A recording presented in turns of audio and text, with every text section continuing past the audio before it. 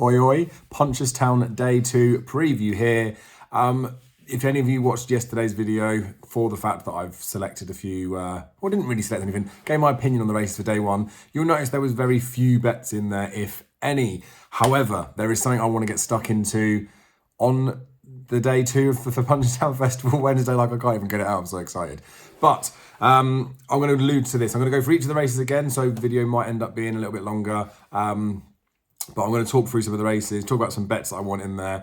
And yeah, let's get stuck in. As always, I appreciate your guys' comments underneath as well, telling me the sort of things you fancy, especially as well if you're watching this a little bit later after day one's happened. Like, let me know your thoughts of anything that was on an eye catcher on day one. As always, please like the video, because that again helps, just makes YouTube think that people like the video and it will just recommend it to more people. And if you haven't already, please do subscribe. So let's crack on. The bet that I'm going to be having is in the opener, and it's we're going to get these on. Look, the glasses are on, you know I'm serious.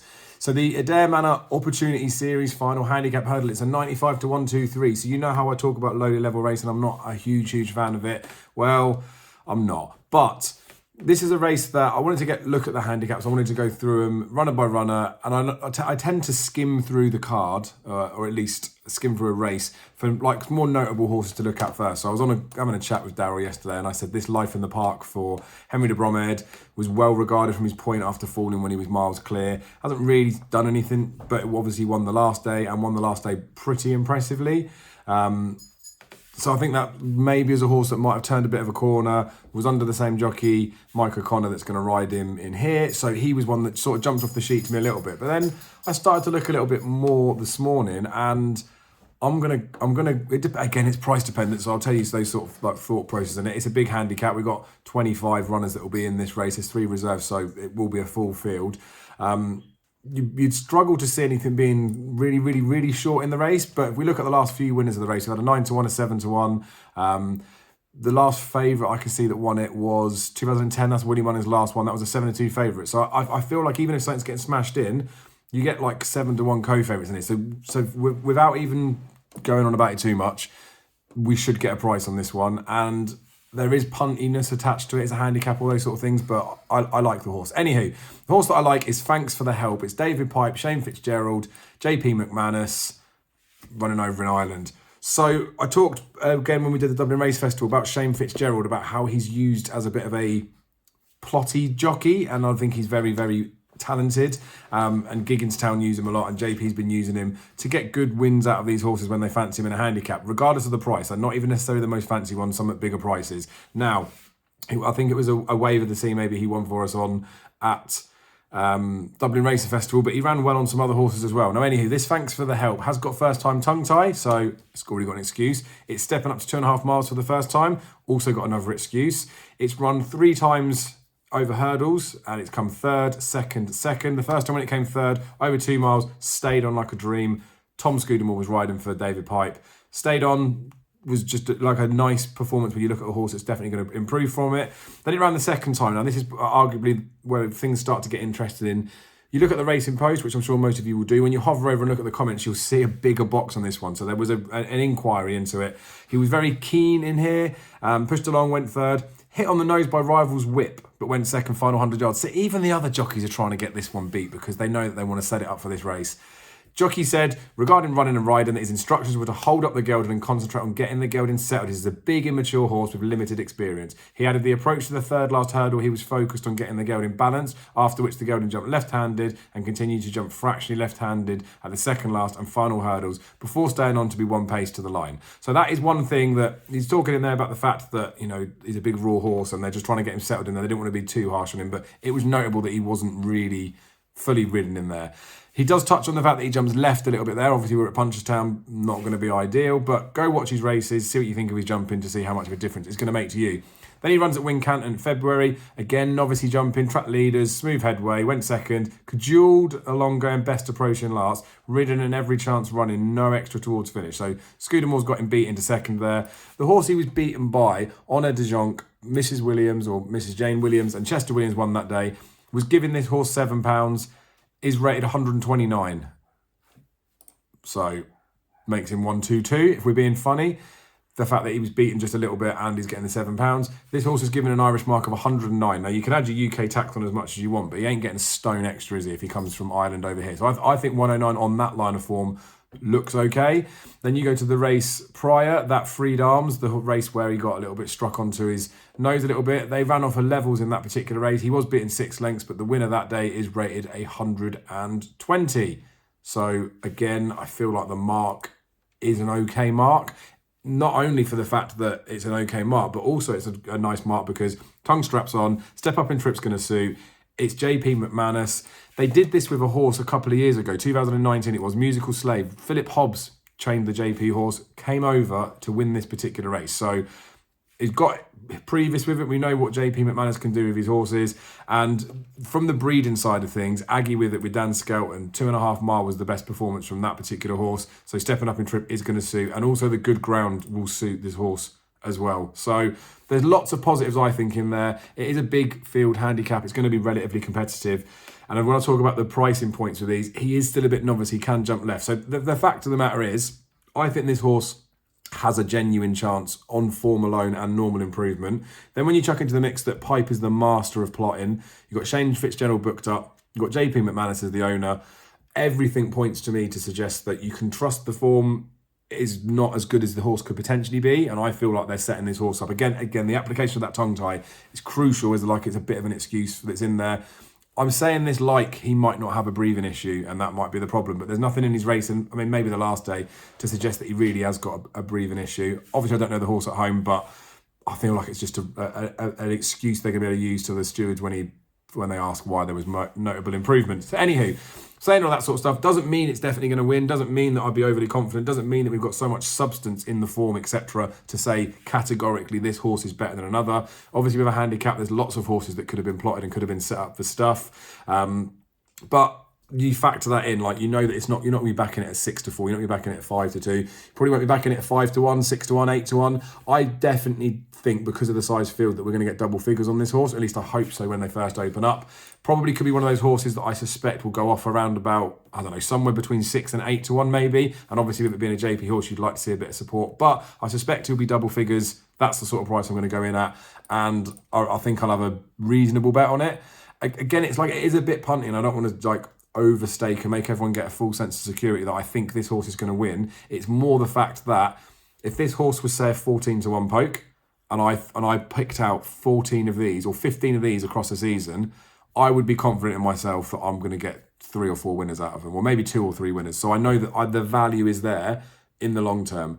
If I pick this one and it isn't the day, or something happens, all that sort of stuff, then obviously I know as the season goes on, or for next year, or whatever it may be in the next couple of years, the more of these that I see, the more I'm going to get my money back. So that's why I want to talk about stakes. I've mentioned it in my last one. This horse, I will be looking to see how much I can get on, but I'll be having a ton on, I think, if he opens up at 14s or bigger. If he opens up in and around 10s and 12s, where I think he will be, then I still probably would want to put a ton on him. I'd just be maybe waiting to see a few more bookies that price him up. But certainly if he's 14s or 16s first show with any bookie, I mean, obviously Hill's the only one I can go and get into the shop with, so hopefully Hills will price it up. I'm going to get stuck into him. So I've talked quite a lot about that particular race. There are some other horses in there that are interesting. I've mentioned Life in the Park. I think that horse could be much better than he's already shown. He's only rated 119. That's a workable mark. Another horse that's off 109. I was talking to George a bit earlier, and he's mentioned Rock Road. First run for Willie Mullins was a decent win, and then goes and gets beat at Tipperary after, and has been saved back for this. That second run at Tipperary was after a year's absence.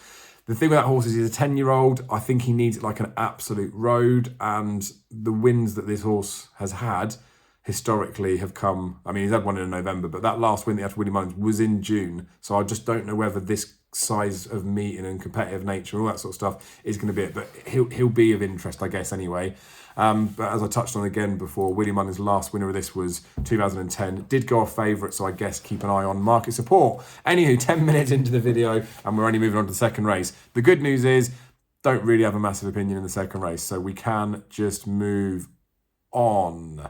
That one's a race of conditions race, so basically it's horses that haven't been picked up for too much money. Martin Brazil, with choice of words, semi-interest me. Just going back through the City Islandy thing when he picked him up cheap and then did bits with him. But but I wouldn't be having a bet in there. Then we've got another hurdle after this, so a 2.5 miler, and this is a race for horses that have not won more than one hurdle. So basically, you sometimes get some very inexperienced horses like your Gibraltar in here. That's a 5-year-old, had the 2 spins, he's had 1 win, and then it's come second. So relatively unexposed. Then you get lots of horses in here that are a bit older, like Cross Hill, Phil Doodery, Champagne Gold, and these are horses that have been there or thereabouts in the past. We've all probably backed them at some point, but they're just not winning very many races. So you get the higher rated ones. Ganapathy's another one of those. Second season, like not novice, but second season of doing bits. Had a maiden hurdle win. Then it ran last spring. People thought it was probably better than it was going to be, and then he's been pretty pants this season. Merlin Giant for Emmett Mullins at the bottom's another one that hasn't really raced very much. He's an interesting one. Now, he hasn't actually won over hurdles at all. He hasn't even run over hurdles, but he had a Punchestown bumper run this time last year when he was 10 lengths behind, adamantly chosen, but I think it was an okay run, to be honest with you. Then was beaten next time up in a bumper, then he won on a bumper, but he had a few runs back end of last year like on the flat. So it's a straight, not necessarily like a painful place, but it's a semi-strange place to lose a maiden tag because it's a very low value race. Like there's not a lot of money. It's 11,000 or 12,000 euros to the winner, but he gets £6. And I think the horse has got a chance. So everything else in here is a winner of one. This one hasn't. So that's the sort of thing. You've got Largy debut in there as well for Henry de Bromhead and Rachel Blackmore. Obviously at the beginning of the season, that went and beat Kilcret. Potentially didn't do anything since, but that could still be a decent line of form. But it's one of those races, there's just too much in there, like ifs and flows and all that sort of stuff. So I couldn't get involved in there, but it'd be an interesting one to watch. All the same, we might see something get beat, hidden in plain sight for a future race maybe, but I do think most of them are dogs is the long and the short of it, apart from that Emmett one at the bottom. Emmett's one at the bottom will be interesting, especially if it goes and gets beat. Then we've got the Irish Mirror Novice Hurdle over 3 miles. I do think the Nice Guy's a really good horse. Obviously I backed him at Cheltenham. I do think that race is being downplayed a little bit. Like I think it was a really, really good performance. And I think the Nice Guy will win again. 5-2 I don't think it's a bad price, to be honest with you. I understand you've got Minella Crooner in there that skipped the festival and looked like he was going to be quite good. And the fact that Minella Kakuna was so close to the Nice Guy, and you'd think that Minella Crooner would be better suited to it. Journey with Me fed in the Baddymore, didn't he? And the step up might help. And I've already talked previously about like hollow games. I don't think he'll be a grade 1 hurdler. Maybe over fences he'll improve that bit more. Bronze interesting because Paul Townend chose to ride him earlier in the season, and he looked fairly good, but he sort of stuck with him a little bit, and then they threw him off, and then Danny Mullins got a better tune out of him at Fairyhouse, and that was a grade 2. I feel like that's sort of the level. So really, I suspect the Nice Guy will win. Minella Kakuna, we know on his day, especially now Danny Mullins is riding again, is an interesting one. Minella Kakuna is obviously an interesting one, and being a course and distance winner is important, but I see very little reason to not want to back the Nice Guy at 5-2. He wouldn't be one I'd want to be getting like steamed into though. Like I think there's enough in and around that 5-2 is not monster value, but probably enough to have a little go on there. So he's probably the sort of one that I don't know whether I will. I quite enjoy just watching racing when it comes to Punchestown, and maybe more being right than the financial gains of it. But I do think I'll probably back the Nice Guy. So he'd be one that, the way I'm feeling about it at the moment, especially the 5-2, like if he starts getting a bit bigger, I wouldn't be in a massive rush to back him at 5-2. I'd let him short, like even if he shortened up a bit and I could back him at 2-1, wouldn't bother me. I don't mind if the price goes up and down so much. But if he was to start to drift out and get out to like a 3-1 because your Minella Crooners are starting to be backed because they missed Cheltenham, and which could happen, and then I think market correction would bring him back to rightful favourite on the day. I mean, he was a big price at Cheltenham. He drifted there as well. So I'll have a bit on him, but I'm in no rush to get my money on the Nice Guy is what I'm saying. But I will back him. I'll probably have 50 on him, and I suspect I'll get bigger than 3-1 at some point. Especially on the exchanges as well, like you especially when they get nearer the race, and depending on racing style, we get different prices, you get bigger stuff. So I'm sure I'm comfortable I'll get bigger than 3-1 and I'll have 50 on him. Then the Punchestown Gold Cup looks a proper decent race, doesn't it? And I'm glad we've got so many big names in there. Far too competitive for me to be confident in any sort of selection in that. I wish Allaho had gone for the King George early in the season. I think he would have dotted up in that. Obviously had a harder race right at the start of the season, and then we didn't get to see him run there. But he is just so good, isn't he? And he is so good over that middle trip. The only, like, and this is going to sound really like probably a stupid thing to say. He's 176 rated chaser. We know he's decent. Obviously, last year he got beaten by Shackle Passoir over 2 miles. That was going to happen. He doesn't want 2 miles. He wants further. But it was still a good effort in defeat. We don't definitely know that 3 miles again is going to suit him. I know they dropped him back, and now he's that bit more mature, and he almost got 3 miles before when he did it. But the fact is, he was being beat at those trips, and we've seen lots of horses historically that can get it done at the middle trip, but they can't get it done at the 2 miles or the 3 miles. Now, the point of me mentioning that and sort of bringing that into play is that the middle distance horses, it's not really by design. Like, no one wants to buy a horse that's a 2.5 miler, I don't think. Everyone's looking for either your Gold Cup horse or your champion chaser. So I just basically don't think he's really run in very strong races over the trips that he's been running in, because those horses maybe not suited or whatever. But the step up in trip here to 3 miles maybe brings him back into running against some better horses. Like, as much as Galvin was, I didn't fancy for the Gold Cup, but people did. Galvin's in there, Manella Indo's in there, Clanders over last year's winner. Like, he's got established horses that stay. We've got 2-time Gold Cup winner in Album Photo in here. We obviously saw Kenboy. I know he's a different horse now, but Kenboy did his bit for Ruby Walsh here, didn't he, when he retired? I think Allaho is the one to beat. I think 15-8 or 2-1 that you might be able to get about him isn't a terrible price, and he could easily like dot up in here. But I also think that he could easily not smash this up. And as much as it's like everything is a bit effortless, isn't it? And I'm sure he'll be fine. But he got beat at Punchestown by Shackle Passoir. Again, I say that's a fine run. He did get beat at Punchestown by Min in December. That was when they ran in the fog and no one knows what happened. And he did get beat at Punchestown by Manella Indo after being beaten by Manella Indo at Cheltenham. So he hasn't won at Punchestown yet. Well, I say that. He won the John Dirk at the beginning of the season, didn't he? I don't know. I just feel like maybe the more talks of those things, like, I don't know. I'm basically trying to find a reason why I don't want to smash into him. And you would have seen when I did my anti-post videos right at the beginning of the season, I was against him for a Ryanair earlier on. I thought he was a terrible price. And then as the season went on, he just looked an absolute obvious good thing to smash up. So I've just got that air about him with an Allaho that I think he's a very, very, very good horse. I don't want to be backing him at 2-1 over 3 miles. Like I say, if he'd have run in the King George, I was backing him at sort of 10s and 12s for the King George. He isn't never going to be that sort of price after what he's done at Cheltenham. I just wonder if he's a bit skinny. But I don't want to put people off backing him because he could just be a good thing and he could just go and dot up. But Manella Indo's had the handling of him anyway. I don't think Allaho's ever finished in front of Manella Indo. And I know Manella Indo may not still be the same horse, but his Gold Cup run at Cheltenham was fairly decent. And I think his run at Leopardstown was pretty good at February as well. He didn't run in this race last year. He had a stone bruise, so we don't know what would have happened. But let's just pretend after winning a Gold Cup, he won this race. He'd be coming in as last year's reigning champion. I just think he would tick enough boxes. So, yeah. I don't know what I'd be doing in terms of a play in this race. I do think Allaho probably is the one to beat. I do like Clan as a horse. I just like maybe Manella Indo. I could smash him in the place, but then can you really trust him? He's got first time tongue tie on. It's probably a race for me that I'll be leaving alone, and I don't want to put people off for backing anything, but it just looks a fascinating race. I hope Allaho dots up is what I really want to happen. Like, I hope he shits home. Then we've got the champion bumper. Facile Vega, American Mike clashing again. This will be an interesting one because we saw with the bumper at Cheltenham, the standing water and the fact that it took so long for him to run. It can't have suited so many horses. So I just think we're going to have to watch it and see how it goes. In theory, off the back of that Cheltenham performance, you'd want to smash up Facile Vega, wouldn't you?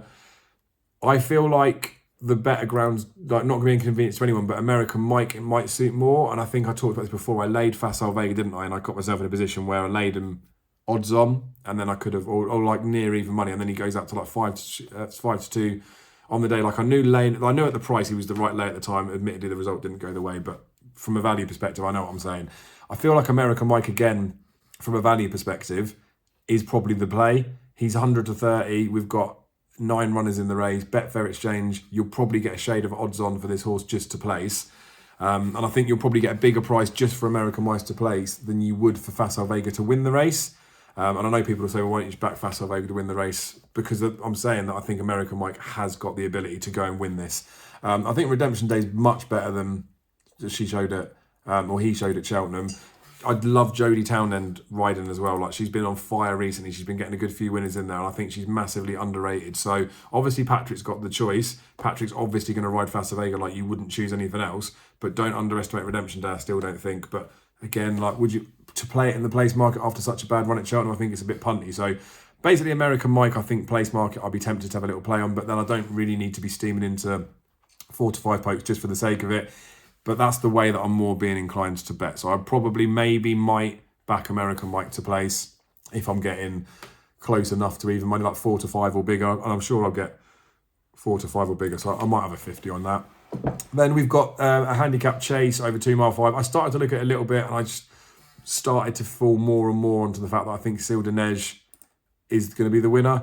130 favourite, not really talk about much. I don't think it's a race that I'd want to be betting in or get too excited about. So, I don't know, might go in some token jackpot bets, but don't know if I'll be able to bet in there. Then there's a mare's flat race at the end of the day, which is pretty good because there's like lots of intertwining form of lots of them. Duran's Weir won at Fairy House.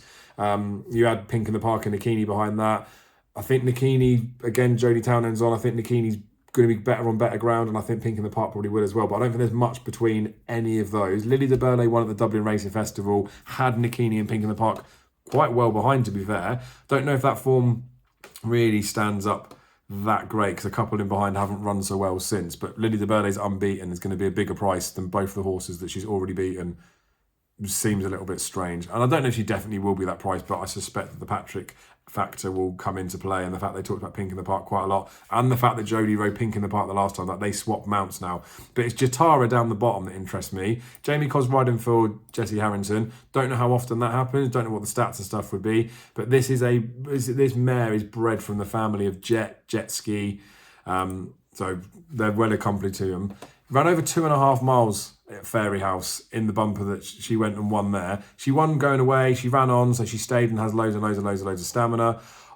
I'm not worried about her speed, to be honest with you, and this obviously is going to be a quicker test, but she's getting some weight. She's getting 8 pounds from the entire field, and I feel like because the others are so tightly matched, this Jatara's priced up as the Racing Post tissue 12 to 1. That's the sort of horse I'll be looking at. I think I want to have a bet on. Like, I'd take a bit of a punt, maybe not so good enough to go and win it, but rather than thinking, oh, you know, I'll just chuck a tenner on or 20 quid on a big price to try and steal a little bit of a win, I'd be more inclined again to look at the place market, because I think with the fact that she stays on and those sorts of things, you could get a couple in there that maybe underperform for whatever reason. They try tactically to do something different because they want to try and get that grade 3 win. But I do think that she's going to stay on, she's going to be ridden, and we know how Jamie Codd rides off the back. Like, I think he's going to pick up the pieces. So again, 12 to 1-ish, you never know. You might get 3-4 to 1 just to place on the exchange for 3 places. They do offer 4 places in some of these races as well, so I'll keep an eye on that. But again, I wouldn't be as confident as the American Mike one because of the fact that this is a little bit punty, but then with the price and the maybe potential value in there, I'd probably be looking to maybe play a similar amount of stakes. I don't know, like I'll have maybe if we get 3 or 4 to 1, I'd probably be looking at having 25 quid on Jatara to place. I might up it a little bit if there was some like market confidence, but then the market confidence will reduce the price, so it puts me off of it. I'll just have to see how I can play it. But like, I'll have an interest. There's not a lot to go on really, so not as fluent in there. But just to recap, if you've ever stayed on this long, I'm going to back that Pipe Horse in the verse at a bigger price, because I feel like I'm sort of on to something a little bit there. Again, like from a staking perspective, I don't want to talk about the fact that I'm sticking a ton on it like I fancy it as much as Grenadine or any of those sorts of things, but I just think it potentially could be a good opportunity to back a horse at a big price, and I have always got the scope that I could back it, say for a ton at 16 to 1 on the exchanges, and if it went off at say 7 or 8 to 1, I could probably free roll it for, we'll just trade out the stake and then get a free roll for a few hundred quid, which may be a way that I'd want to play it as well. But it depends what price they open it up, depends how it goes. And obviously I've touched on the fact that the price could go down. Like, I'd still want to back the horse, but if it's going off at like a 6 to 1 or 8 to 1, like, I'm not looking at it with a potential trading possibility in there. Not that I'm definitely going to trade it. Like, if it gets smashed up, I might want to keep it, but then you've got to be sensible, haven't you? I'd still want to back it. Like, even if it was going off 6 to 8 to 1, like, I'd still have like a 25, maybe 40, 50 pound bet on it, just because I think it's got a proper chance in the race anyway. So best of luck with what you're doing for the whole week anyway. I appreciate all the support, as I've always say, and I will see you tomorrow.